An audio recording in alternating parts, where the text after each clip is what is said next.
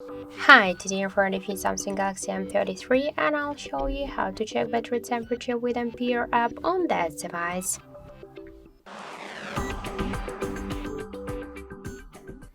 So first let's open the Play Store app and here we should enter the Ampere. Now we should get this first application, that's why tap to install and wait a couple of seconds while this application will download it and then install it on your device. After that, we should click to open the app, tap to yes agree, be close, tap to OK, and we can see here the information about our battery temperature at 34.8 degrees.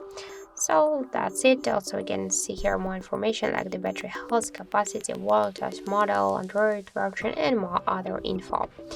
So that's it, thank you for watching, and if you find this video helpful, don't forget to leave a like, comment and to subscribe our channel.